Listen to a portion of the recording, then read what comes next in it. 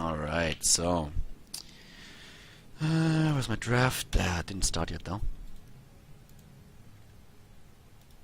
Okay. Yep, they're still waiting. Okay, draft is about to start. Let's go for it. Dragonshire is our first map. First map is Dragonshire. And let's see. Okay, so with Dragonshire right now, we're having, of course, again, I feel that ESC with the idea of controlling the map as well as they can with Zagara. Zagara is kind of an instant pick on one of the first two for them if they get him. But at the same time, though, Navi might ban Zagara out. If they know how ESC is usually playing this, they might do that. I expect a Diablo ban on ESC just because Navi is the team that really popularized, I want to say, the Diablo into Apocalypse, like Diablo Apocalypse with a more Void Prison setup. So they really like that, so I wouldn't be surprised to see that. The ban on Navi, I'm really not too sure what they're going to go for here. I don't think I have ever seen them play against ESC, and I'm not quite certain if they know how highly ESC values Zagara. So any other team would probably ban Zagara out, but I mean, you could also just see them go and ban out Illidan. I feel, though, that Navi is the team that is going to try for an Illidan composition, whereas ESC is probably going to run it with Jaina and trying to go straight into Zagara. Malfurion ban instead first. Okay, so a Malfurion ban for now. I really think Diablo ban. Like, ESC bans out Diablo all the time. I would be very surprised if they don't ban Diablo against the one team that always plays Diablo. Navi, are they going to go Illidan or are they going to go Jaina? Illidan. Illidan built for them, and I guess Jaina Zagara for ESC, unless they want to pick something away. But Illidan and Jaina would make sense. There's Jaina first, of course. And is it going to be Zagara? No, Sylvanas instead. Okay, so Sylvanas is actually pretty cool with the silence against Illidan. If you time that really well, you can get some control here. I suppose that's one of the main reasons why we're having use that this early. It's also pretty cool, by the way, if you get the Zagara into game and then you really start to combo that with the Wailing Arrow. Like, the more with Wailing Arrow can be really strong. So, yeah.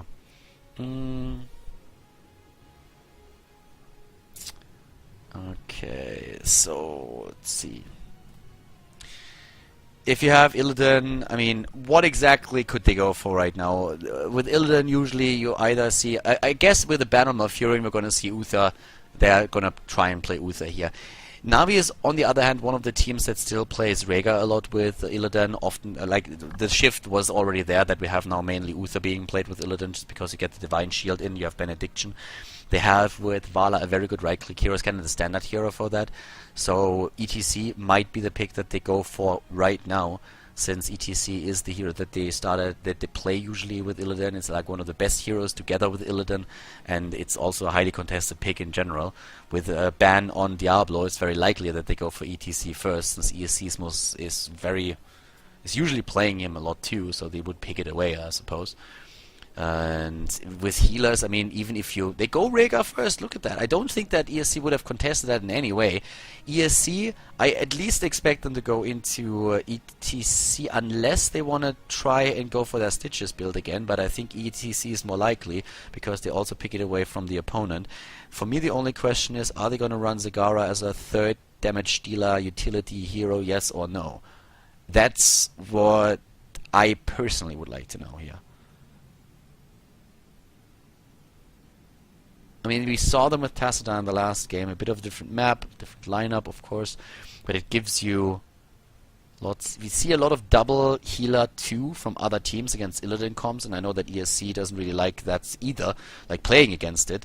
I'm not so sure if they would consider playing it though, because you can.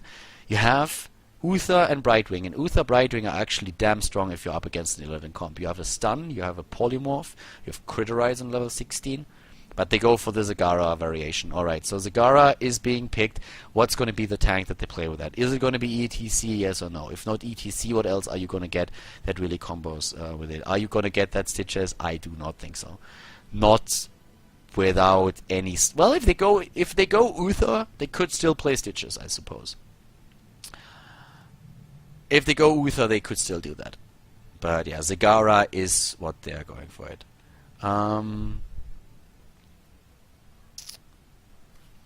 With Uther, they have that stun available if they need then. Okay.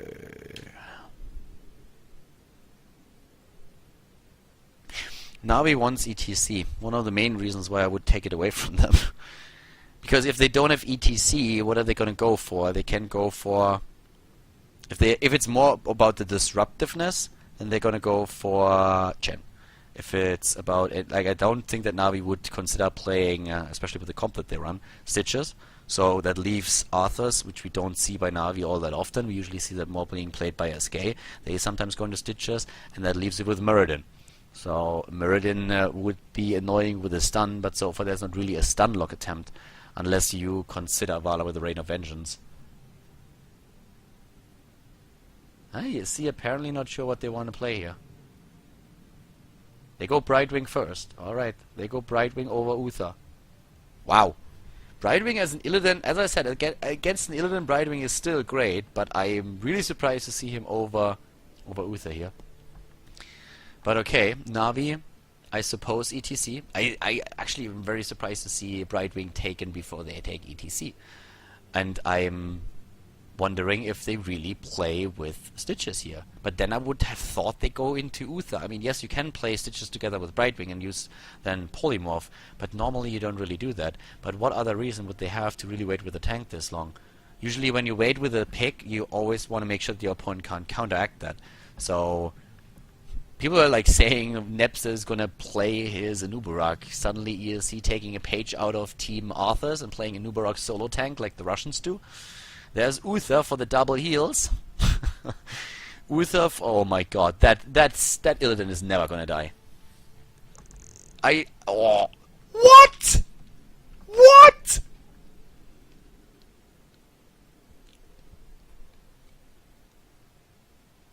Wow, and there's the Chen. Oh boy, guys, double healer, double melee assassin, screw tanks. Wow. Wow. Wow. Wow. That's a Chen for ESC.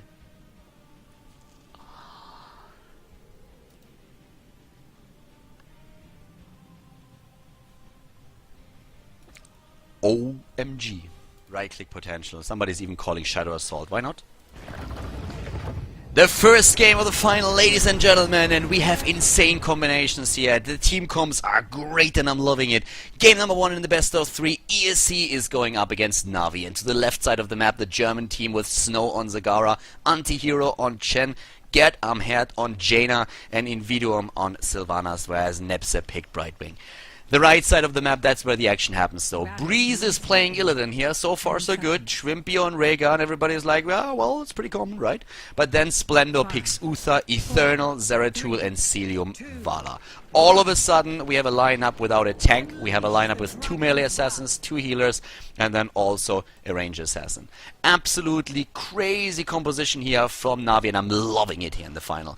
And we could see absolutely insane talent builds on these heroes too. I wouldn't be surprised to even see, with a double healer composition that they are running, Rhaegar go for Bloodlust, considering that we have 3 right-click heroes. We could see the right-click build on Zeratul, and if Zeratul, Illidan, and Vala just suddenly get Bloodlust, they could drop them. And he goes for Seasoned Marksman. There it is already. The first indicator that we're gonna see the right-click build. This could be Bloodlust being played by them. And I mean, people were discussing this a bit earlier, and with the setup that they're currently running, there's not even...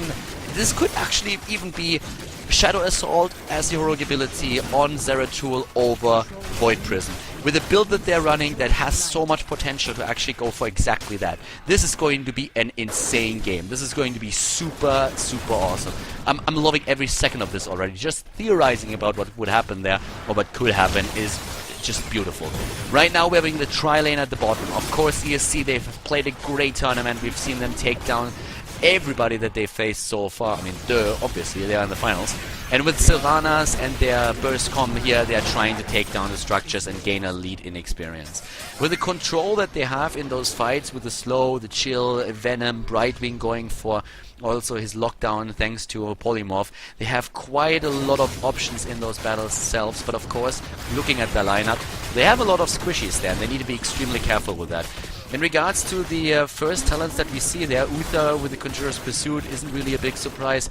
Besides that, everything is just very normal. Celium is going for a multi-shot build though, and if they want to go for Bloodlust, then they could have decided to go into a pure right-click build with Rancor. Might not even have to do that though, but I'm curious to see if we are maybe even seeing that adjustment that Dignitas players make with the Manticore on level 4. If they go for a Bloodlust build, which is definitely an option here for them. Anti-hero with a super early Dragon Knight on the other hand, and that certainly starts to give some momentum to ESC. They're of course trying to get the advantage here early on in the game, since they already realized that this is going to be a pretty tricky game. And if you see an opponent go in Seasoned Marksman, then you know what's going on. And at this point it's the Vorpal Blades on Zeratul, so definitely the right-click build that we're seeing from him here, and that makes Bloodlust very, very likely. Not necessarily a given that they're going for it, but it's a very, very likely choice. Bloodlust just depends on you using right-click heroes. Vala is a hero that is great with her right-click damage, with her auto attacks, and the same is now also true for Zeratul, and of course for Illidan especially. Right now, anti-hero in the mid lane trying to drop one of the towers, and they are getting a massive lead in experience thanks to them taking down the structures this early in the game. Already level 6 versus level 5. Navi here with a cool comp, but they have to prove that they are able to run it against ESC. And ESC is no pushover team. They're currently on rank 11 in the Stormcraft rankings. We're seeing Navi on rank 3, but ESC has had a great run lately. They've been winning just nearly everything that they played, and that is of course pretty cool for them, and also giving a bit momentum into their hands. Right now we're having both of the teams aiming of course for the next talent, and ESC is already about to hit level 7. They're going to get that with just that Bruiser camp at the bot lane. Actually no, they're not, but they're going to get it as soon as the next creep dies on any of these waves, and there it is. So the Gust of Healing for Brightwing of course, with the Brewmaster's Balance coming in as the 7 talent. Endless creep on Zagara up to the top lane, and we're seeing for Jaina Frostbitten, whereas follow through is the talent of choice for Sylvanas to get a bit of extra damage against the single targets. But at least for now we're having Navi starting to get the experience as well. Of course Illidan is just doing his thing and single-handedly taking down bruiser camps to push those on the lane. We're having level 7 for them coming to play now too. I'm so excited for the 10s, I have to admit. Double searing attack, one on Vala, the other one on Zeratul, and they're jumping Snow at the top lane, but here comes immediately Nepsa. Like, he's really rushing to the aid of his ally, making sure that Zagara doesn't go down against the attempt to gank her. We have to the bot lane, Shrimpy and Celium taking down the Siege Giant camp that was taken there. And they're starting to close that gap in experience, at least to a certain extent. Problematic for them is though that the top lane is pressured very, very hard. Oh, Uther actually dying here. Gerdam had an anti-hero jumping him, and Uther not making it. That's bad news for Navi, since they are falling more than a level behind right now, and they're also losing the position on the top lane with now the well going down, and that's always bad news. That Zagara and Sylvanas comp is just insane for pushing power, and it's actually a very good counter against any kind of strong late game composition. And if you see Seasoned Marksman, then you of course already know that your opponent is thinking of going into the late game against you, and that's always where the melee assassins are usually the strongest. At least Zeratul and Illidan, I want to say. And this is exactly what ESC is now trying to counter. They did that in the past already once, and they're just saying like, alright, you can play whatever you want, you can try and go for that build. What we are going to do here is we're going to... Oh, level 10 drop Celium, and ESC is starting to get perfect control in this game. But it's really a good counter. You have a very, very strong early push combination, especially, of course, with Zagara and Sylvanas taking down structures. They're trying to establish themselves an early talent and experience lead, and then they will have to really carry that momentum to take down keeps. That's the idea that's behind the build that we're seeing for ESC here, and that's also why it could potentially counter what Navi is currently trying to do here. The big question is, of course, how long can Navi stay alive? When are they going to get their fights in, their team fights? And we have level 10 for them, not ready yet, and there's another Dragon Knight already for ESC, and they are starting to move in here. On the other hand, if you're looking at Team ESC, we are having no blink kill on Brightwing, because Emerald Wind is the weapon of choice for Nepsa, and that's actually a great talent if you want to go for the disengage, and that is of course what they're going to try to do later when those team fights happen with the two melee assassins starting to jump the backline. That's when Emerald Wind is really a powerful tool that you can use. Level 10 is going to be nearly ready, and I'm so excited for these heroic abilities on the side of Navi. But so far, it's really their opponents who are putting the pressure on. There's Shadow Assault! Yes! The right-click build. Rega is going to go for Bloodlust. We have Strafe already taken. There is no doubt in my mind that we're going to see Bloodlust. There it is, and they're going for it already. Moving in, Bloodlust already chosen, and Snow! Snow in medium! Snow gets blown away, but the counter kill! Oh, Sylvanas and Zagara are dead, but Zeratul is dead now too. Brightwing is getting attacked by Celium, but Celium dies as anti-hero with his Dragonite, moves in and takes him apart. It's a 2-for-2. Oh my god, Breeze moving away here. Holy cow, was that an explosion of aggression that we just saw there. Nepsa moves in and bribes one of the camps away, but they still have that lead in experience. A 2-for-2 situation, but of course these fights are going to be epic. It's all about that burst, it's all about that aggression, about Shadow Assault being used on the right click hero together with the searing attacks, jumping in with Bloodlust and just trying to especially take Gad Amherd and Zagara out. Getting rid of Jaina is key. You need to get rid of her because her burst damage is insane against these heroes, and they are going to try and do that. And for Zagara, the same thing applies. So they will try to do that the entire time. Snow is already making sure that he has good vision on the map, and this is just absolutely beautiful. A great game with cool compositions, and this patch is by far the best that we had so far in the game. So many different strategies that you can now finally play here. And now with the level 13 talent available to ESC, they are taking that lead in talents again, establishing the level lead. We're having them with Relentless taken on Chen. Ice Block on Jaina. I like it. That makes it so much more difficult to take Jaina down in these battles, especially with burst damage. And another Ice Block on Brightwing, so the same thing is also true for him. And without the level 13, can they really fight? Can Navi really fight this battle without the 13 talent? That's the big question here. The problem that you of course have if you don't run the Void Prism is you cannot really like isolate heroes from the team fight you're trying to kill, but you can't jump into a position like this without the 13 talent. You can't really do that. So they are in a very awkward spot right now. ESC is trying to utilize that early presence that they have to get farther and farther ahead in the game. Snow is extremely out of position there, but there's nobody to really punish him for it. He nearly ran into a trap there, but it didn't happen. And now with two pushing heroes, with two specialists just trying to take down Keep, this is exactly what ESC needs to do. They need to be aggressive. They need to do this early on. Late game, we're going to see Navi gain so much momentum. But right now, that's the time when Navi is still a bit weak against these pushes. They're trying to play it safe and sound. Getting that level 13 talent is key for them. But you can really tell that ESC is just roaming the entire map, trying to pressure in the lanes, taking a keep as fast as they can, because they know later in the game they're going to struggle a lot more against that setup that we're seeing from Navi. So I'm really loving it, having this push potential on one hand, and on the other hand, this really this aggression to drop hit point like heroes that are low in hit points, as we are seeing for ESC Gaming, with Zagara, with Jaina, with Sylvanas, and Breeze and the rest of Team Navi are moving in right now. They also have at this point the 13 talent, which gives the additional evasion talent to Illidan and makes it a bit easier for him to survive those fights. Wormhole is of course fulfilling a very similar purpose, and we're seeing with a bit of control on Uther that Shrink Ray talent, not even bothering with going Spell Shield here, but Shrink Ray for the control. Rhaegar didn't take his talent just yet, could go for the Feral Lunge here of course. And the move down to the bottom lane. Of course, ESC would like to have the 16 talent first, but especially Navi, they want to fight on even talents, but they cannot really fight into that keep just yet. Brightwing with a split push experience, great moves here by ESC. From a tactical point of view, they are playing this exactly the way they should, but can they really win the next team fight? They are ahead in experience. If they get that talent, then I'm pretty sure that they can win that fight quite easily, or at least they should be if nobody screws up in the battle itself. And 16 talent is going to be on the board in just a few seconds. Still no 13 talent for Rhaegar, waiting very long with that, and there it is, level 16. Level 16. With the Criterize, which is going to be so important. Blood for blood to keep Sylvanas alive. Pressure point on Chen, and we're seeing in this case Northern Exposure, and of course at the same time then also the Stone Skin.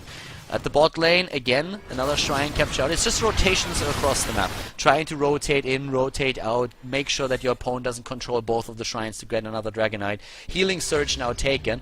And Navi, I mean, they're of course now in a bit of an awkward spot here. They would like to fight, but they can't really do it. They need to play passive again, and ESC is already moving down to the bot lane, has a very good position here super early, and is going straight for the keep, dropping it in hit points, but here comes Navi. They're trying to go in. Are they really trying to take the fight right now? Are they jumping in? Get Up Head is extremely low. He's very low. They're going with the Bloodlust straight for Snow, but the Maw is there. Schwimpy is getting low on his Vega. He's running away, and he will be able to get away now, but Invidum is already dead, and Get Up Head is dying too. Illidan is dropped. Eternal dying as well. It's a 2-for-2 at this point, but they are killing now in a last-ditch effort. Vala, and suddenly it's a 2-for-3. Splendor, it's not looking like he's gonna get away there either. No, he dies, and this is bad news for Navi. They are very, very likely to lose the game here. They're at least gonna lose the keep, and it's just that extra talent that we saw on the side of ESC Gaming that helped them. They're not trying to go for the core, even with the 2 Siege Giants that they have.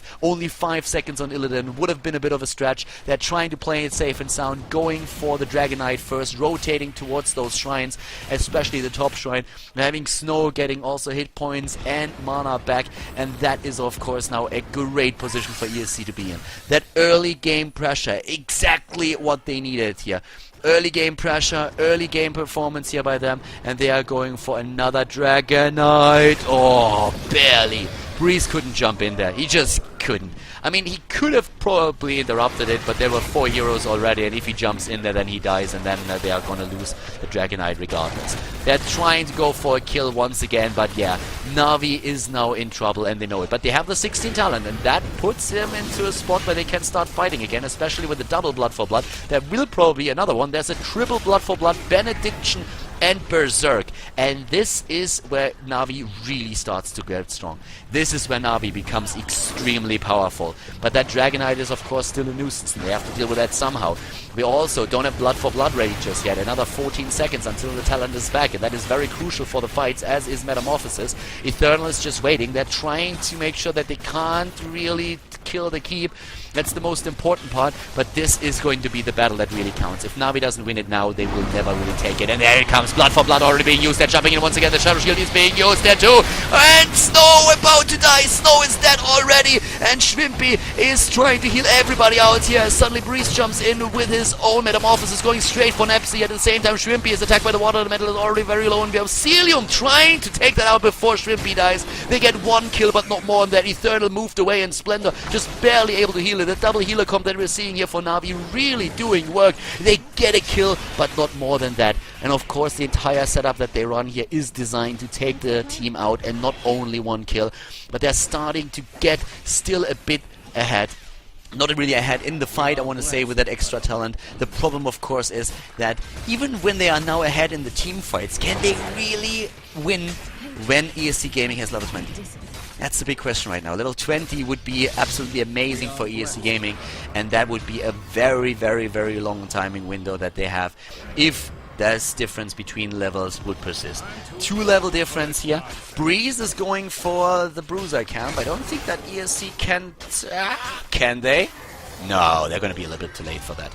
Alright, so Illidan is moving back for now. We're having them moving in again. 44 seconds on Blood for Blood. Sorry, not Blood for Blood, but Bloodlust. They can't do anything about that just yet. Up at the top, Anti-Hero is getting dropped immediately. All those Blood for Bloods that they are using are dropping the tag very low, but Breeze on Illidan doesn't stand a chance. He couldn't even use his Metamorphosis. Apparently, it wasn't ready just yet, or he was already locked out. Whatever the reason, he is dead, and that is not really good.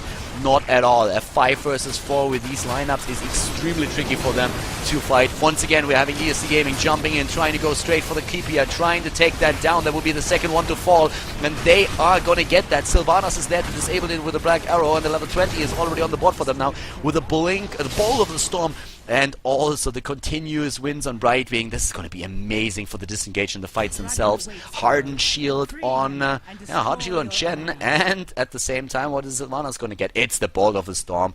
Triple Bolt of the Storm. That is awesome. That helps you with the disengages in the fights immediately, and bad news for Navi here. I'm loving how ESC plays this right now, but of course it's a dangerous game that they play, and they know that too.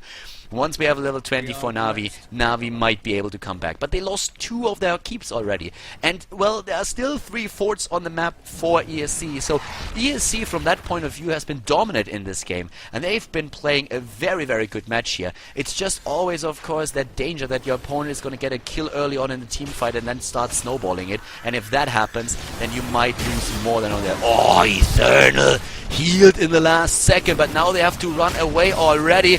And here comes Eternal with a Shadow Stalk, moving in, trying to take Get Up Hair down, but no, Zeratul dies. Here comes Bloodlust, already too late, Ice Block being used, Celium with a Strafe doing so much work, but not enough, as Illidan is dead too. And what are you going to do without the 2 melee assassins? Yeah, that's right, nothing at all. They kill Nepse, but that's about it, as now Vala is dead too, and Splendor, he is already being chased down by Antihero. This is going to be game. There is no way that Navi is going to come back from this. Not with the Dragon Knight moving in now once more. And this is a 17-minute Dragon Knight. They can right-click the core and end this game. It's a 4 versus 1 situation. Great play by ESC Gaming. An amazing match by them. Yeah, Eternal dropping out of the game. They're leaving. No, he's actually like reconnecting, so it wasn't really rage quit or anything. But yeah, the GG's already being called. A joke by Celium at the end with the DDoS. See, Mila says like, joke, no worries. GG and well played. And he's right. It was a great game by ESC, but I love that Navi went for a comp like this. The 1-0 lead in the best of 3 series at the Matcharena tournament here in the grand final. Congratulations to ESC Gaming. We're going to jump into the second map to try and find out if they can win another one against Navi, or if Navi turns things around.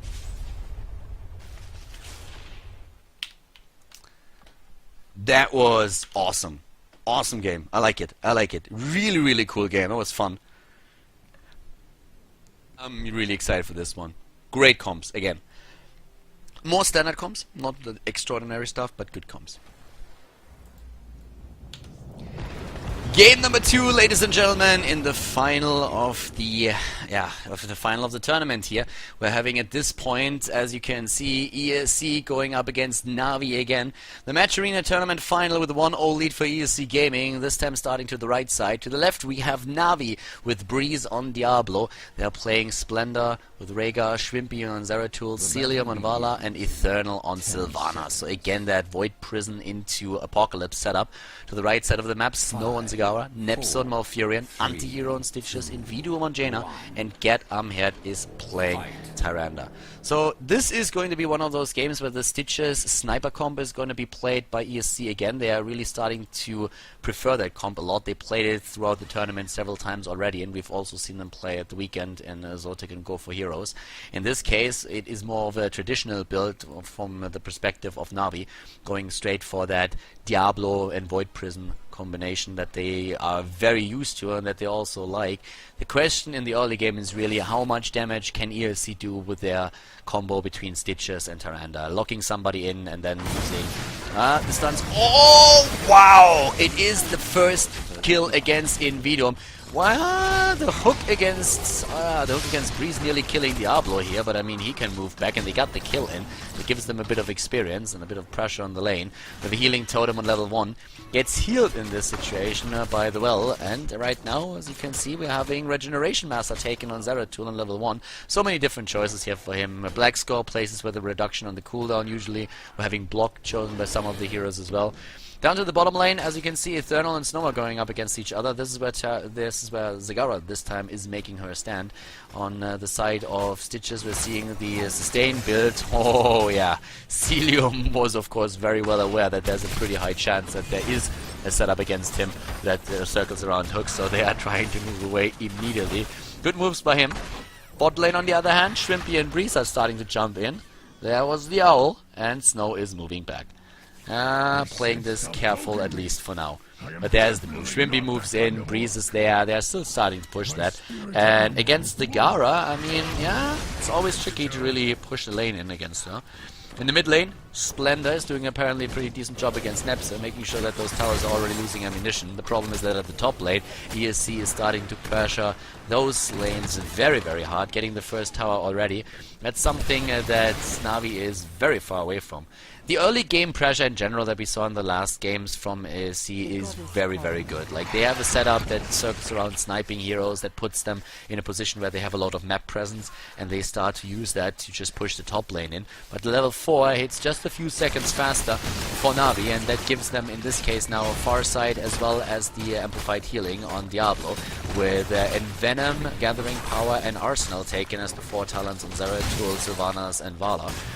We still have that roaming squad there with the attempt to use Diablo and Zeratul together, and so far it doesn't really work out for them properly, but they are able to still maintain that slight lead in experience, which is remarkable if you think about it, because we're having 2 of their towers already gone. They must have missed a few waves there. I mean, this is really weird, to be honest. With 2 towers eliminated by ESC, that they are behind in experience is quite something. Like, you don't see that all that often. The Tribute is on the map. Jaina is starting to rotate up to the top again, but we're already having the rest of the team aiming straight for the Tribute. Snow, I'm not quite sure if he's really going to be able to lock that out. Yeah, the dodge against the Owl, and here comes Anti-Hero. But that means we're having a 1 versus 1 at the top lane and a 4 versus 4 situation down here at the bottom. And so far, I have to give Navi a bit of an advantage here. I mean, they're doing really well. The fight for the Tribute, with both of them rotating heroes now over to the mid lane to soak up additional experience, that works really well. They've been doing very well with that. There are Splendor actually going down, getting taken down by Rega. So they get a very, very nice kill. Anti-Hero is... Oh, that hook was really, really good. But they get the lockdown against Breeze and the kill as well. Great move. Really well done by ESC. So the zoning of the experience in the early game for Navi just a bit better. They were able to get a bit of a lead in, but right now, as you can see, we're having with that combo, thanks to Tyrande with the Hunter's Mark, a position where suddenly ESC is starting to take a lead in experience. So well done on their part. The level 7 hits faster, and that allows Zagara now with the Endless Creep to get a bit more vision and map control at the bottom lane. And we are also in this case seeing battle momentum taken on Tyrande here. Level 7 talents coming to play for the opponent's team, and that means in this case pretty normal builds actually with the battle momentum on Diablo. We're also having now the first aid on Zeratul, and that's going to enable him to jump in a bit deeper than that. But the experience lead is still there for ESC. They are really establishing this early in the game. They were zoned out a bit on a few of the lanes. It's always tricky when you're up against these strong combos, especially Diablo can of course just dash in, which is always quite something. Down to the bottom lane, we have still Snow starting to push it in, and we're having at the same time also Breeze and Splendor going straight for the camp over here. ESC still, I mean, it's really still surprising me. I mean, yes, Navi zoned experience a bit at the beginning of the game, but if you take 2 towers down, that's quite a lot of EXP that you gain there. So that we have Navi in such a good spot throughout the entire game, even though they lost the front wall at the top, well, it's actually quite something. They must have zoned a lot more than I realized. At this point, we're having the bottom lane now with Trimpy and Snow going up against each other, and that is actually putting suddenly Zeratul in a spot where he might be able to get a kill. Good moves by Snow, and also that Hydra is of course super annoying to deal with. We're having the fight for the Tribute happening, and this time the hook is not hitting home, but Diablo is jumping in and trying to get his kill in with the Blizzard executed by Nvidium, helping Snow or Anti-Hero to retreat for now. Very aggressive stance, especially of course by Navi. After that hook miss, they jump in immediately, and they get locked down there for a second. But that level 9 is going to come into play a bit faster, and that is a stat advantage that is actually not as insignificant as you might think in the early levels. Either way, the Tribute is already taken, so they're still trying to maintain, of course, the experience lead. That's what we're going to see from ESC Gaming, trying to go for that. At the same time now, moving down to the bot lane, we're having Nepsa, or in the mid lane first of all, we're having that tri-lane soaking up the experience here, since the towers are already out of ammunition. At the bottom lane, the creep spread is extremely good, so yeah, that's already working out. As you can see here, we're having to the top, still Jaina doing her thing, but the camp's now taken towards the right side, and of course one of the reasons why Rega is an amazing hero is because he single-handedly can easily take down one of those siege giant camps, can even go for the hard camp if you have enough time and you're absolutely sure that there's nobody moving in and trying to take you down. Shrimpy tries to go for the experience at the bot lane, and level 10, hitting faster for ESC, but the difference is negligible. We're having Maw, we're having Tranquility, there's Starfall, Water Elemental, and Purific Bile on Stitches. with Strafe still chosen on Vala. Of course, Apocalypse Void Prism, that's the setup that you're trying to run, and Wailing Arrow can really contribute to that. If you have a good Void Prism and you have a very nice Wailing Arrow hitting that, and you hit 3 heroes or maybe even 4, then you're in an amazing spot, and that stun on Apocalypse is of course just like emphasizing that position. Right now is the attempt here to actually hook once again, and Breeze is dodging every single one of them, doing a very good job at that. Still a bit faster with the experience on the side of ESC, and of course their creep tumors here help them with the vision and the control in the fight. But are they? Yeah, they're stunning him out again. Okay, cancelling the channel. A short distance hook, but the attempt to take anti-aero down. Void Prism is there, and they're moving all in. Oh, nice maul. That was a really important maul by Zagara. Diablo not getting the chance to go for the Apocalypse. Great counter by Snow. Very well done. Splendor is going down. Here comes Celium with his strafe. Jaina and Rhaegar are already dead. But we're having Breeze jumping in again, and ESC is on the move trying to take them on. Schwimpy he has the cooldown ready in the last second. They're trying to chase them away, and ESC is going to get their second tribute, aren't they? There they have Schwimpy. Ooh, the cooldown. Oh my god. That last second effort. Nope, they're not going to get the kill in. Another attempt. No, he's not going to go for another Moonfire spam in this case. A very, very close escape that we are seeing from Zeratul here. It's a kill versus a kill. 3 kills against 2 overall. The rotation's a bit faster to the top lane, where Siege Giant Camp was already starting to do a bit of work. So yeah, right now we're having Invidium in position again.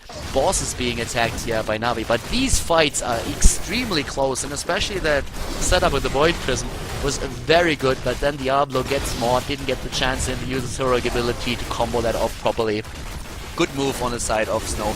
I mean, the best case scenario is, of course, to always use a Void Prism that also hits Zagara, so that Zagara can't really counter that. That's like the dream in this case. If you get a good Void Prism with 3 heroes and Zagara is one of them, then you can really use that setup, and then ESC is going to be in trouble. But for now, we're having the 3rd tribute on the map, and if this tribute ends up in the hands of ESC, that would mean that we are going to have a Golem pushing the lane with a curse on Team Navi. Navi has only 1 tribute so far, so they have to fight for this tribute. They need to. They have no other choice. And, yep, there comes the lockdown against Breeze. They're trying to get that in. Starfall already being used for the zoning, the ancestral healing, but anti-hero is getting a bit low here. We have still a few of the heroic abilities ready. Keep also in mind that the boss is up here at the top, and that's where the fight is happening, so Snow can just from time to time move in and do a bit of damage. Another attempt to take down Stitch as the Void Prism is there. Zagara is hit, and yeah, Diablo's not going to make any moves there. Once again, they're moving in. Celium is using his strafe. Here comes the Apocalypse, not hitting anything, but Neps is about to go down. No, he's not. Tranquility is saving him. He's getting bursted regardless, but Rhaegar dies after Diablo is already dead. It's a 2 for 2 at this point, and they're going for it once more. Snow is being attacked immediately, but again, I'm headed in Invidium. I'm trying to save him. Snow going down on Zagara, but we're having, Vala and also Zeratul die. They're gonna get that tribute, and the boss is still pushing. The tribute is taken, the curse is on the team, and with 4 heroes down, the boss is doing a lot more damage at this point than it should.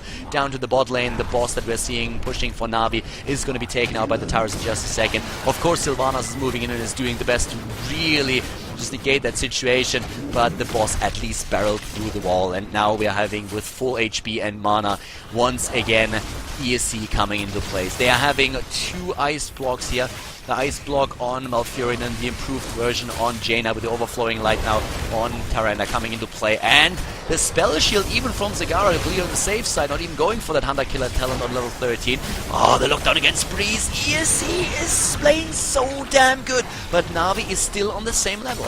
They are on the exact same level in experience. They are running the spell shield on Sylvanas, Relentless on Diablo, which is going to make it so much easier for him to survive those combos where they try to stun him out. He was a priority target, even being a tank. He was one of the heroes that they started to take down early on.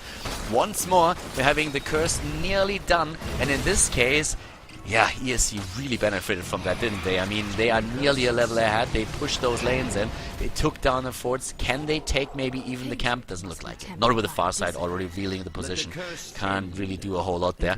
Schwimpy Oh, Schwimpy's moving in and dropping a few bombs against Antihero, but he gets healed and they take the last fort as well. Breeze, is he going to try and jump in? There's a bit of a level advantage on the side of ESC, but it's nothing out of the ordinary just yet. We're having also the healing surge taken on a level 13 now on the side of Rega, with of course the wormhole for Zeratul and his mobility. Frostshot and Vala should help a lot in the fights too. And yeah, this is a pretty brutal game. I love it. 5 versus 7 kills. And 1-0 lead in the best of 3 series still for ESC Gaming. And how is Navi going to take that right now? Are they going to try and force another fight here? Once again, Schwimpy needs to be careful. Schwimpy. That cooldown should be ready any second now, and they need it. Here comes the lockdown. Oh, that was close. Breeze jumping in, isolating Antihero again, but there is already projectile used. They're going for the fight. They're trying to take it right now. Maybe a bit too fast though. Antihero, yeah, used that projectile very, very early in the battle. Didn't really have to do that, I feel, because Navi was already trying to move back. Uh-oh, that's bad. And suddenly here's the Apocalypse, and immediately the setup is Schwimpy already low. It's being hooked in, and he dies. Schwimpy actually dies. The setup with Apocalypse didn't do anything for them. Celium gets healed in the last second by the Ancestral Link, but Breeze is all the way at the front. Eternal already had to move back with the Haunting Wave, and at the same time Celium is going to be dropped, and Breeze is low too. Is there going to be a hook? Antihero, no. Yes, he has the cooldown. He has the cooldown. They kill 3 heroes. Diablo is gonna be back, but they're breaking through the wall now.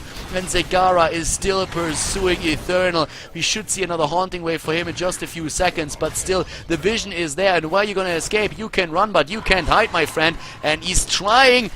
Is he actually going to get away? There's no way. No way. No. Eternal drops. Down goes Sylvanas. 16 talents are on the board, with Shish Kebab once again being used so that you can hook through the structures here. Antihero might actually try and use that right now. We're having Tenacious Roots taken, and this is bad news for Navi. Navi is on the ropes right now. They need to somehow come back, and it's not going to be easy. It's going to be brutal for them. They lack a talent, and they lack a fort, a keep as well, and another tribute on the map, and this should be an easy one for ESC. But ESC can also go for boss. They can go for boss here, and they're doing it. They have the extra talent, and they are not afraid. They're going straight for it, and they're saying, yeah, come at me, bro. We are going to be ready. You can take that tribute, but you can't take this fight. Void Prism, 7 seconds. They do not have 7 seconds. Or do they? 2 seconds. They could. It looks like they will be able to get it. Here comes Celium in with a strafe, and immediately here comes the boss and the Void Prism. Only Antihero is on that one spot. They use the more. Oh, and Apocalypse doesn't really hit the way that it should. Antihero keeps himself alive with a Chuya food. No, Tyrannus down, Fury down, Stitches down, everybody down. Vala is down as well, and they steal the boss away. Navi take that boss, and they move in and grab Snow. Snow is dropping, and just like that, Navi is back to business, and they're just like, what up, boys? And this is great for them. 12 kills against 9, 16, nearly 17 versus 17, nearly 18, so still a level difference between the two teams here, and we're having now the 16 talents, of course, ready for Navi, but they are in a position where they can get the second boss now too, and that's amazing for them. Firestorm, Earthgrasp Totem, double bombs, Blood for Blood, and Cold Embrace. Once again, we have it starting, and that boss is gonna fall into the hands of Navi, no questions asked. Down to the bottom right, where we're currently having that boss breaking through the wall. It's not going to demolish the key, but it's going to put the pressure on. And the boss here up at the top is, of course, going to do exactly the same thing. Great moves by Navi here, and they are trying to come back into this game, and they are doing an amazing job at that. ESC was controlling that at the beginning really well, and they had that talent lead. They were really moving well with it, but right now they are very dependent on winning another team fight. They won't be able to rely on hitting 12 level 20 earlier than their opponent. They probably will, like, no doubt about that. Well, actually, like, looking at the fort here, I don't think they will, because right now both of the teams are basically on even footage when it comes to experience. Same time, though, up to the top right, there's the boss moving in once again, and this, of course, is going to drop at least one of those towers. Or is it? Well, it actually might not even drop the tower here. Ah! Just barely doesn't. But does it really matter? I don't think so. A slight advantage in experience for ESC, but this game is just This is something. And now with the tribute appearing on the map, this is a cursed tribute. This is an important one. This is a tribute that ESC has to take. If they don't take this one, then they're in trouble. Then they're going to be cursed, and this would be horrible for them. Once again, Navi aiming just for good position here. They didn't really hit a good Void Prism into Apocalypse just yet. The last time they didn't hit the Apocalypse properly. And even when they stunned them out, they were still struggling. Look at the position here, far to the back, just making sure that whatever happens, they can't be jumped, that only Stitches is the one that they can attack here, and even he is moving back. No hook thrown just yet. Anti-hero, he's waiting there, he's waiting, he doesn't want to hook just yet. They can hook those two targets. He's just waiting for an opportunity. Both of those teams really playing it safe, trying to just wait for the perfect setup for their own comp here.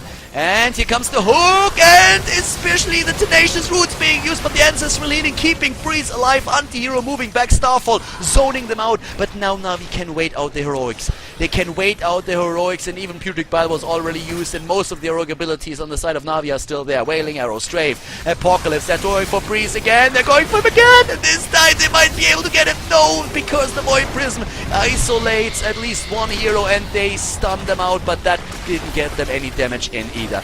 Already, Nepster with the Tranquility here, no Strafe being used just yet, and we didn't see Wailing Arrow yet. They abandon the tribute, or are they? Is Shrimpy jumping? No, he's not. He's moving in actually from behind. They have the Void Prism Apocalypse, not anymore. So at this point, it's the hook! Oh my god, Eternal is down! Sylvanas is down, but that's Strafe, and Snow is dead. 3 heroes dying. Jaina is dropped too. Only Anti-Hero survives, and Stitches, oh, no way, Sake. He is dead as well, and just like that, we have a curse against ESC. Navi with an amazing comeback into that game. They were far behind, and now they're close to 20. They will drop a keep for sure. And with that curse, they can do a lot more than that. They should be able to finish this game out. The 20 talent is there, and this is going to be pure damage for them if they want it. They can go straight in with the Nexus Frenzy on Vala, who is already here. They go for it. Yes, this is going to be game, ladies and gentlemen. This is it. Navi with an amazing comeback in the game, made possible by that team fight to the left side of the map. Suddenly, they tie the series up. It is going to be that 1-1 situation with the final map coming into play now here, of course. This is just a great best-of-3 series. Congratulations to Navi, and we are going to see a third game. Awesome. Loving it. Jumping into game number 3 at the Matcharena tournament.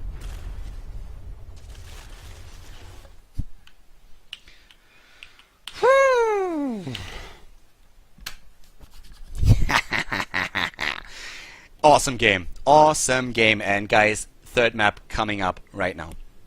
After a short break, we're gonna jump into map number 3, and this is gonna be good. I'm loving it.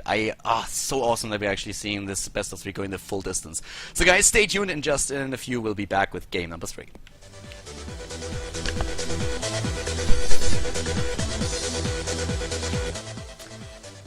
Okay guys, game number 3 happening, and Navi immediately banning out Zagara. It is Tomb of the Spider Queen, which is going to be, of course, this is one of the maps where we really see ESC being the strongest, but usually they really try to go for that Zagara combination on this map, and this time they won't be able to do that, because Navi bans that hero out right away. So Navi is now dealing with a setup where also Diablo is banned out, because Navi, as we could see again, really loves that setup that they're using there. We're having the first pick now for them with a potential Jaina being picked. Yep.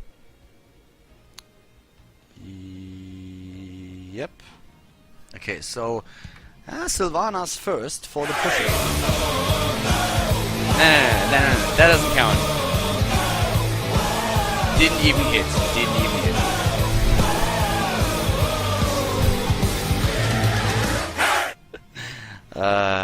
Thanks, dude. Cruda5, thank you very much for the support, bro. Thanks for the donation. But yeah, that didn't really hit. I mean, that was just like a shrug, like a twitch, like my muscle twitched. I didn't really yeah. Close though, close. But yeah, as we just saw, we have in this case now suddenly Navi with Sylvanas. We have ESC countering with the Jaina and Vala, and now the teams really have to reveal what exactly they want to do with those two comps, because so far we haven't seen Tyrande yet. If you want to play Tyrande, then you could go for that Stitches comp again. That might be something that ESC is already considering here, because at this point, I mean, they are the ones who really try to run Stitches, and they've been doing fairly well with that. They've actually been doing pretty okay with that one. But yeah, so gonna find out if they try to play the hero again. For Navi, I think it's going to be more likely that they're going to run it with ETC this time. They're actually like really running down their time pool. Apparently thinking about what they want to do here. They played a game without a tank earlier on already, and were trying to go into that double assassin and double healer lineup. And there's Illidan, so they at least try to go for that Illidan composition again. What are they going to combo that off with? Rhaegar seems to be one of the heroes that they really prefer. And run a lot, so we might see that Rhaegar play. On the other hand, I feel they are going to be pretty safe not picking Rhaegar now, because, well, ESC is not really famous for their Rhaegar plays. They usually play other healers, so Rhaegar is something that you could take later on in the draft if you really want him. There's no need to rush him out.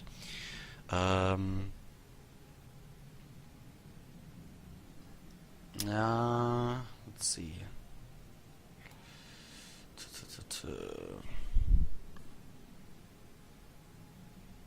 They really take a long time for that, don't they? Whatever draft or whatever strategy they're going for, they really apparently are discussing a lot of what they should do here. Tassadar, okay, they play more of a... I want to say like the defensive move, usually what you like. Tassadar is a hero that you oftentimes get because of the shield and the healing ward, and you try to play him in the game if you try to keep your heroes alive. ESC, they can go Stitches, Tyrande, and Uther. They could go Stitches, Tyrande, Uther.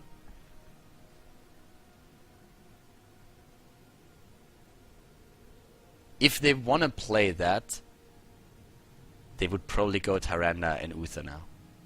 And then, no matter if it's Stitches or not, they could also play that, trying to engage into the opponent with a Murden. Or with anything else. So, I guess that's a problem that they have. Either way... That's Malfurion. Of course, sorry. Forgot about Malfurion. Need to really like categorize the picks a bit at the end. So yeah, let's see how Navi is gonna draft that and what ESC is gonna do right now. Are we gonna see them try and go for a Tyrande comp again or not? Malfurion is already nice. I mean, they played Malfurion already a lot, but mostly they played him with Zagara so that they could somehow set up and then get the Tenacious Roots in on level 16 and really drop the damage, especially with the Blizzard hitting both of those waves, which is extremely important. But yeah. This is a map where ESC is traditionally very strong, but I mean, we've seen already how strong Navi really is, and they go ETC. Alright, so ESC going for more of a normal setup, I want to say. And for Navi, I mean, traditionally with Navi, I guess they really like to play Rhaegar over Uther. Both of the heroes would be absolutely okay to keep a melee assassin alive. The only question that I personally have right now is what they're going to go for in regards to the tanks. I'm pretty sure that we're not going to see them move into the no tank strategy again. I don't think that they can really pull it off. It's already a bit of a different setup that they have. They're not really focusing that much on a potential Bloodlust build. I mean, in theory, of course, you can play Archon with Bloodlust too, which is kind of the original comp that you saw. We had always like Odin, Archon, and Bloodlust. That was what happened in the alpha when the game came out, and people started to play Bloodlust comps. That's what usually happened. There's Rhaegar. Now what's going to be the last pick? I mean, Rhaegar was already, like, Rhaegar and Uther are both okay, but Rhaegar already anticipated since they really like the hero. And what's gonna be the next one?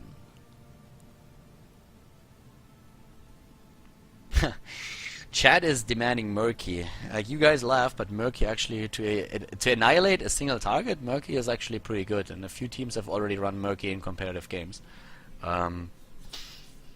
If you couldn't run here, I guess if so, then ESC would run it. I mean, you can do something like that. The question is just like, do you get enough out of that? You have some pushing presence. Murky is actually a hero that teams experiment a lot more with, because since Blizzard added that living the dream, you can get quite a lot of value out of the hero. Thing is though, if he hits level 20, then it's really dangerous, because you have rewind and you can go for double puffer fish, and that drops targets so fast. But yeah, there's Tyrael for the initiation. Oh, old school.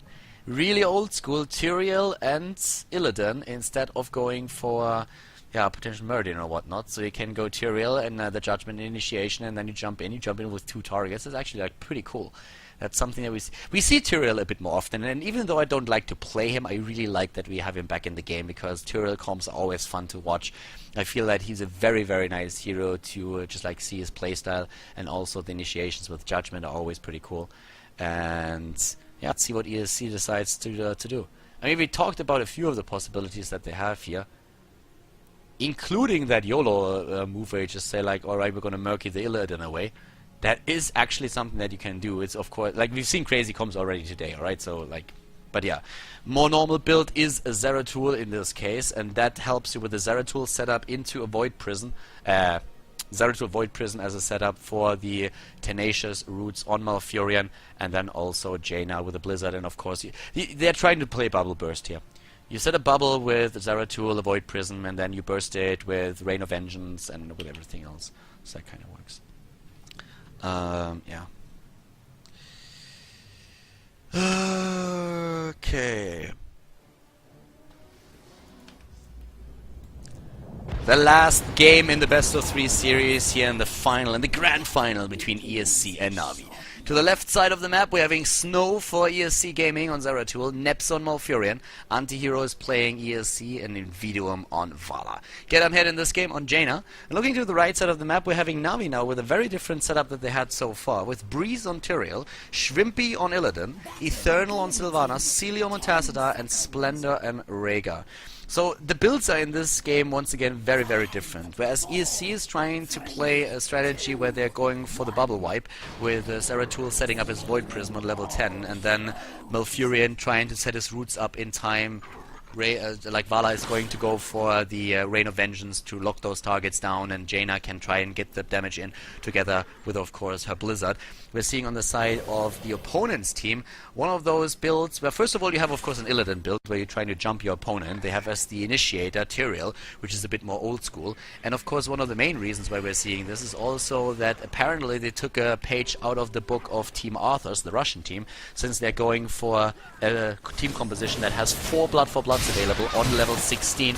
Not running the Anubarak, but you can run this with an Illidan, of course, as well. And especially having the Tassadar here as the utility pick, they can keep Illidan alive for a long time. They have the Ancestral Healing then on Rhaegar. Traditionally, this is a very strong map for ESC. Normally they attempt to play this map with Zagara, but Zagara was banned out by Navi, so in this case they have to somehow play around that fact. Normally when we're seeing Tyrael played as a single tank, which in this case he is, we're having him with an amplified healing on level 4. The Russians, Team Arthurs, when they play with the Nubarak, they don't really go for that and instead use him with a full smite build, so I'm pretty curious to see how Navi is going to play it here. We're having on the talent side Regeneration Master on Zeratul with Conjurer's Pursuit on Malfurion, and as you can see, of course, we're seeing for ETC no vision this time, no scouting drone, but instead block, and we're having the right-click build with the auto attacks for our Vala playing Rancor on level 1. Besides that, for Navi, we don't really see anything out of the ordinary here. It's tri-lane for both of the teams now to the bottom of the map. Tomb the Spider Queen, the decisive map in the best of 3 series, since it's currently a 1-1 situation between the two of them, with great games that we've seen so far. Very entertaining matches, I have to say. And at this point, we're having to the bot lane, of course, both of the teams just trying to get as many of those gems as they possibly can and attempting to turn them in already, with Snow delivering 9 and starting to rotating once more, getting those cleaves off in the middle of the wave and make sure that he just gathers up all the gems. Zoning is important, and if you're able to just like zone out a few of those gems, that's of course always cool, but it's very unlikely to happen in these super early stages, especially on that tri lane. And there is that level 4 talent with Manticore with at least one healing ward, and Echo Paddle as well as Gathering Power, but Neps is suddenly in a bit of trouble thanks to, wow, Splendor eating the entire Blizzard Didn't even try to move away there. Eternal was jumping in, and apparently there was a call, no guys, just go for it. We have a level 4 now as well, with the amplified healing, by the way. And also, of course, the opportunity to use the Envenom to get some additional damage in there. We have also the vision on the far side for Rhaegar. It's actually like interesting to see that. Sometimes, depending on which team plays, you also see... Oh, nice move against Schwimpy, but not enough. Yeah, sometimes we see on Rhaegar the Wolf talent taken on level 4, so that you get additional regeneration on hit points and mana, especially Fnatic really likes to play that if Ace of Spades is getting his hero in. The 16 talent in this game is really going to be one of those turning points. If it's on eye level on 16, you will always be able to do a lot of work with that blood for blood. What oftentimes happens is when teams realize that this is going on, they're trying to take Uther as their hero, just because as their healer, just because they can get the Divine Shield in, and with Benediction also a lot of heals. If you keep the blood for blood target alive, then you have a really good chance of moving into the battle itself. It's one of the reasons why we oftentimes see Team Arthurs, which kind of started with that strategy, go for Web on an Uberok if they are up against an Uther, or even banning him out, just so they can isolate Uther first and then drop a target so that he can't heal anybody. But that of course isn't really the case in this game. One of the reasons that we see Malfurion is that with the apparently the Russian caster dropping out of the game. That's of course unfortunate for the third map. But yeah, one of the reasons that we oftentimes see, that we in this case see Malfurion, kind of losing my train of thought there for a second, that we see Malfurion in this case is just that setup with a Void Prison that you really want to capitalize on. Turn-ins once again, 48, there's the blue Web Weavers already moving down, so we see in this case again ESC with the initial move there. Invidium has to be careful against Celium. Those shields on Tacita are definitely no joke, keeping the hero alive 6 days to Sunday, pretty difficult to drop him. And right now we're having actually to the top lane, Anti-Hero, Gedamherd, Snow and Nepsa. They are starting to really pressure that in. Not even his level 7 talents are on the map, but they will in a second, and that helps of course with the defense against the Web Weavers. There they are, and we're having Frostbitten taken the Searing attacks. We're seeing in the mid lane also the pressure now with those additional Web Weavers, and that will drop a couple of towers, and that's all that you want at this point. Follow through for Sylvanas for the extra damage. We're seeing battle momentum on Tyrael, and of course the first aid on Illidan. And here we go. First tower down, second tower about to, up to the top lane. The towers are out of ammunition, but are not dropped yet. And here comes Eternal in a really bad spot. Eternal is in a really shitty position and gets punished, goes down. So we have one kill, and they might get a second against Splendor. Not quite, but this is looking really bad since they need to move back. He needs to heal. Oh, and Breeze. Oh, wow. Breeze going down now too, and that means that they have very, very little momentum going for them. The fort is going to die, and to the bot lane, Bala didn't even move in for that, so nearly a level lead again for ESC. They have the Web Weavers, and they really capitalize on them, taking down the towers at the bot lane too, and now in the middle, we don't even have a fort available any longer. Schwimpy has 32 gems now, though, and if he's able to turn those in, they might be able to start a comeback here, but right now they are level behind, and that means level 10 is going to hit super early for the team. Heavy is like even able to come back into the game, so welcome back to the Russian stream. He's able to cast the end of the game, hopefully. Breeze and the rest of the team, they need to get a turn in, and this is going to be tricky. I mean, we have Gedamherd already moving down to the bot lane, trying to apparently start a bit of a setup so they might get a kill in here, but they are playing just the ESC game, controlling the 2 turn-in points in the middle of the map and making sure that the opponent doesn't get rid of his gems and doesn't get the Web Weavers. That's the idea right now, and that's what they're trying to do over here. Level 10 is going to hit very, very soon. Everybody rotating at this point, trying to gather the last few experience points for the heroic abilities. They should be able to get them. And yes, again, blue Web Weavers, they get them into play once more, the second set, and they also have level 10. They're trying to really, really push their advantage here with a mosh pit on ETC. Starting to make a comeback these days, the talent. For a long, long time, it was only about the stage dive, but here is now mosh pit, and if you think about it, it's actually a great talent to take here, because the whole idea is to really just burst down that bubble, that Void Prison, and if you have the roots down, and especially the Tenacious roots, of course, once you have 16 on Malfurion, then you can move in and use that mosh pit too. So it's all about the heroic ability, and you can really tell that Navi knows that they are in a really bad spot now. They are moving back the entire time, they're just like trying to somehow get those lanes de-push, but they lose a fort at the top lane. There's a massive push going on with 4 heroes, level 11 versus level 9. ESC Gaming, this is their best map by far, and they're showcasing this once more. I have no idea what that spider was thinking and was doing. I mean, what the hell was that? That was like the worst time I've ever. Didn't do any damage at all. But yeah, now Navi has to defend at the top, the rotation to the bot lane to push that in too, but the 10 is finally there, and that puts now Archon, Ancestral Healing, Judgment, Metamorphosis, and Wailing Arrow into the hands of them. So they have the heroic abilities, but they're still quite behind. This is now the time where the fights are going to become extremely interesting though, because of course, with 82 gems, they're going to try and turn in. And ESC is going to try and prevent that. And their level 10, in my opinion, at least for now, is going to be a bit stronger. Once those Blood for Bloods come into play, it's a very different scenario. Then you have the Blood for Bloods to drop a target. And it's not like the 10s, the heroics are weak that we are seeing for Navi. But if a good Void Prism starts the fight off, then ESC has a great position here. And they're turning in again already. They're just denying the turn-ins of their opponent. Level 12 versus level 10. Here comes the Root against Breeze. And ETC is jumping in. Is he going to make them dance? It's a party animal, and we all know that. Here comes the Ancestral Healing already. That ultimate is off the board. And Antihero and his teammates are still in control of the turn-in point. They still run with the level advantage that they have, the stat advantage that they can bring to the table now, and they do really well with that. ETC, 100% beef, and he's a beast. We're having already the turn-ins on Nepsa, but of course at this point they need 60 gems, which is quite a bit. We have on their board only 21. Up here on the other hand, ETC with a turn-in attempt, but there comes the Storm from Celium.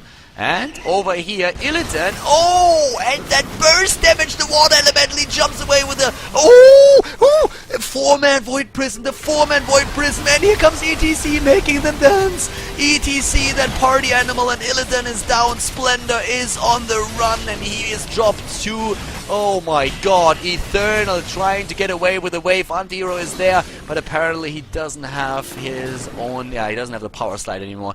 2 heroes down, they lost not too many of the gems, but they have the 13 talents of ESC against them. And ESC just says like, alright, you can turn in, boys, we don't care too much because we're gonna go for the boss now.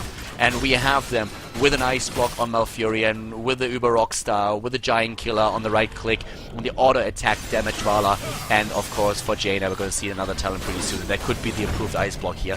They're moving in again, the boss already taken, they're jumping Breeze. Oh, the Roots! The Roots are there, and yeah, barely getting away. Good Ancestral Healing. Here comes the Wailing Arrow. Wow, that hit home. That was a good one. That was a really good one. And suddenly they're on the run. Nepsa is down. Nepsa dead. And with that kill, they will finally be able to turn in. They will finally be able to turn in. At least they should. At least they should be able to. Or are they? Breeze has to move back for now. They're still trying to delay that for as long as they can. They have an extra talent. That's going to be important. But the mana is down on Celium, on Tassadar, and Breeze also. It's not looking too good. So they can't really take that turn in Atlas. 91 against 42, by the way. So if ESC turns in now, they will be able to get another Webweaver wave. They just need to turn in. They only need to turn in, and let's not forget about that boss. Well, we kind of did, but it dropped the wall at the top. Didn't really do more than that. But yeah, this is going to get pretty nasty extremely soon, because that's another turn-in attempt, and already down to the bot lane. Well, Get has to be healed up, but still, they will get the Web Weavers once more if they turn in those last 10 that they currently have. Who has those, by the way? Looks like Snow has 3 and Gad has 9, so they're going for the turn-in. No 13 yet for Navi, so very unlikely that they're going to even try to contest. And yes, that is Blue Web Weavers descending for the 3rd time, and the rotation to the top lane with the bottom lane, a Siege Giant Camp, focusing the attention of Navi to that lane for the deep push. By the way, no improved Ice Block on Jaina. Instead, we saw her go straight for spin, and they're trying to go straight for the keep. They're going for the keep right now, and wow, the TP back already happening, but over here the pressure is ongoing. In the mid lane, it's a hard camp against the Web Weavers, but the Web Weaver is coming into play here. Level 13 talent now, finally also for Navi, with more, the imposing will already taken. We have also Distortion Beam. Distortion Beam on the side of Tassadar, interestingly enough. Not going for the Prescience here, but for the Distortion Beam instead. Web Weaver starting to do its thing down to the bottom lane. Of course, once again, we're having the push against the fort, the last remaining fort that Navi still has. The Web Weaver up here at the top lane is nearly done. 1 kill against 4 so far. They're not jumping them just yet. They're going to wait for the 16 talent. Well, of course, if they're going to take or get a hero, they're going to take it. Oh, Get! Sneaky Get, trying to go for A bit of a flank there, but not getting that off just yet. Breeze. Oh, with the initiation, they jumped straight for anti-hero. Yeah, no, that didn't really work out the way they wanted, I suppose. I guess he just... What did he try to do here? For a second, I really thought they would try to initiate the fight, but Breeze just jumped over. He could have done that with a sword as well, just jumped to it. That heroic ability is gone, and that means they lack initiation now. Well, they can always jump in with Illidan, I suppose, so it's not going to be too bad, but you lack that stun that you always want to try and throw in when you're going for a target. The pressure is happening, the fort at the bot lane is gone, and that Weaver is still alive and starting to pressure the wall now as well. 16 talent isn't there yet, but just look at that keep at the top lane. It's starting to drop, and it's dropping fast, and they need to do something. Sylvanas isn't even there yet. Sylvanas isn't there yet, and all of the heroic abilities for ESC are still available. There comes the root against Shrimpy, the stun! And he needs to use Metamorphosis, and does. Wow. Yeah, there comes... That was really bad. Yeah, anti-hero is about to die, and at this point, this could snowball extremely fast. Using the Rain of Vengeance when just the Void Prison came into play, not even hitting a single target with that was definitely not the best move that we saw from Bala today. And at this point in time, Snow is trying to get away here, but Breeze! What? There comes the kill against Breeze, and they get 3 kills! Even though they started with just losing 2 heroes, they get 3 kills in. They're able to make that 16 talent that just suddenly came into play work, and they kill everybody! That's all... Guys, this is more than 90 gems that they lost. Oh my god, they just lost everything! They lost everything, and the entire team got wiped. That 16 talent that happened during the fight just put ESC in such an amazing position. They lost one of their heroes so early on. They didn't have heroic abilities anymore. That Void Prison did nothing at all. Especially the Rain of Vengeance that Invidium used wasn't helping them whatsoever. They were trying to drop Illidan, but apparently there was a bit of miscommunication. He didn't hit that Rain of Vengeance fast enough. Illidan got away, used his own Metamorphosis, and then the Void Prism of Snow came into play. But still they win the fight. They lose one of their heroes immediately in the battle, but then with all that burst damage on Get and also the 16 talents with the double bombs, the tenacious root and everything else coming into play, they turn it around regardless and get their kills in, and now 2 levels ahead, have dropped a keep already. They made sure that no gems are available to their opponent anymore. No gems whatsoever. And ESC Gaming is suddenly super close of winning the best of 3 final here and taking down Navi with a 2-1. Oh my god, like, you got to be kidding me. This is... wow. Just simply wow. I mean, unbelievable. Really, really... amazing that they were able to turn that fight around. I guess that coordination on the side of Navi wasn't like the best either, but it's of course also a talent problem that you have. And the 16 level, this is hitting so late for them. If they would have been able to just stay alive, barely behind in experience, and then hit 16 for the triple blood for blood, quadruple blood for blood at that, they might have been able to come back. They still might be able to come back, but losing that keep is a big blow to them. Losing that keep is big. It's really big. 16, there it is. It's blood for blood time. The second boss that they had to deal with, and they're taking it down. This game isn't over just yet. We have 4... We don't have 4 blood for bloods. Okay, that is something that I don't really understand. Yeah, going for the Cold Embrace. I mean, yeah, you can combo all of that, but for that, Sylvanas has to get really close and has to be also the first one to dive in. That's the reason why I don't really like that too much. I mean, as far as I know, you can combo Cold Embrace with Blood for Blood, but then at the same time, you need to be the one who really applies the talent first. And with that, you have to get kind of close for it. If you're just using a Blood for Blood as a 4th Blood for Blood, you're in a position where you can be even last. It doesn't really matter. So Sylvanas has to kind of initiate the entire thing. I'm not very sure if I'm a fan of this particular setup right now. I guess I'm more used to the quadruple blood for blood instead of the setup with the Cold Embrace in this case.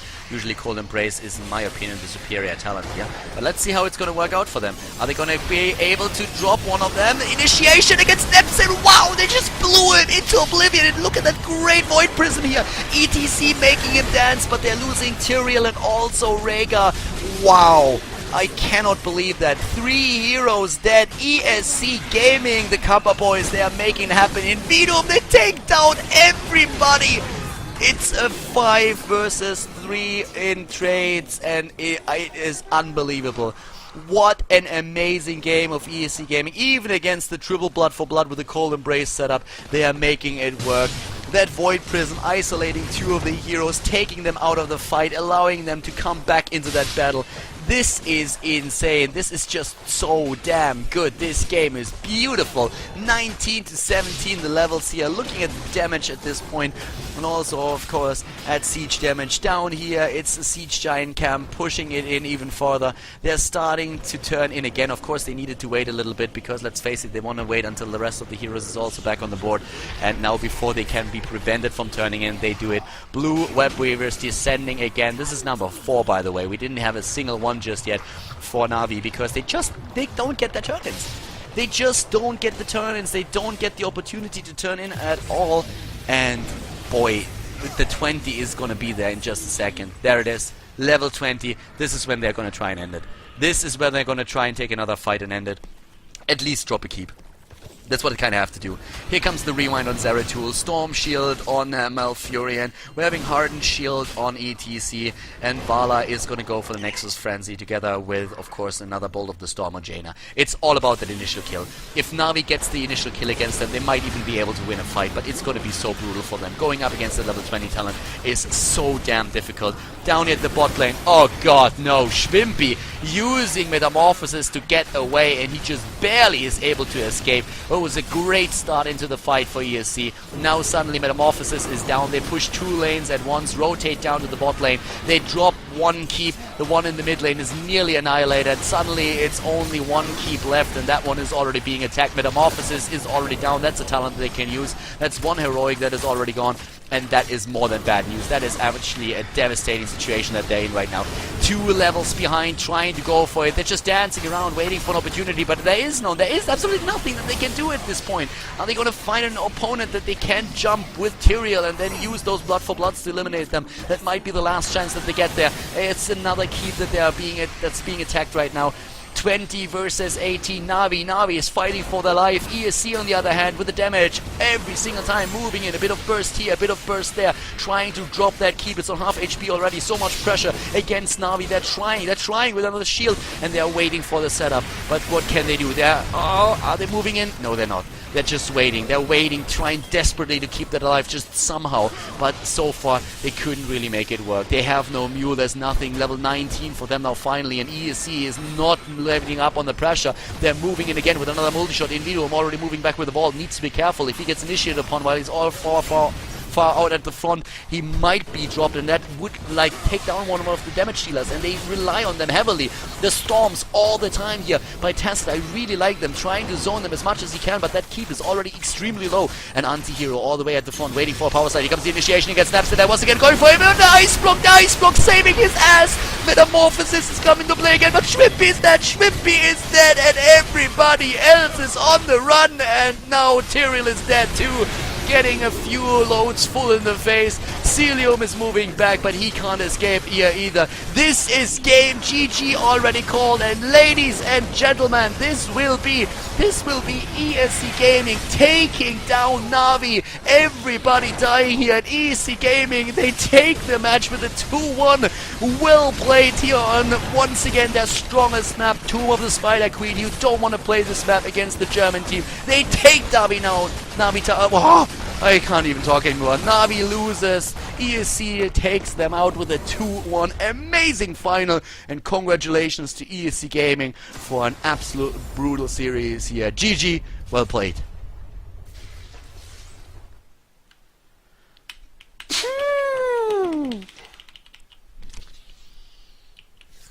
Wow. Oh my god. That game. Great match. Great match. ESC, they take it. They take them down. Really well done. A very, very good match that he played. Navi as well. I mean, both of the teams with great games. And guys, this was, of course, the final of the tournament today. A bit of an impromptu cast too, 2 hours before the tournament started. I didn't even know that I would cast it. I hope that you enjoyed it regardless though. Thank you very much for tuning in too. If you joined the coverage, then hit that follow button on Twitch, and also keep in mind that the videos will be up on YouTube, of course. I'm gonna upload those. They will be on youtube.com/colortv. The direct link to the channel is in the Twitch description. If you haven't subscribed to the YouTube channel yet, then hit that button and subscribe to it now. There's also a lot more content over there, and yeah, those games will end up on YouTube too. thank you very much for tuning in today. And yeah, after a short break, we're also gonna just host one of the additional streams that's currently online. Thanks very much for tuning in today, guys. Bucharest is happening at the weekend. DreamHack Bucharest happens Saturday and Sunday, and I'm going to be there casting together with Thatcher. So make sure that you check out the schedule for that. You can check that out on stormcraft.com. Have a look at the news over there. There's also the stream that will be linked. And yeah, Bucharest is happening. So DreamHack with Heroes of the Storm. So make sure you tune in for that. I hope that you guys have a great night. Enjoy your evening, and I'm going to see you next time. Have a good one. Bye-bye.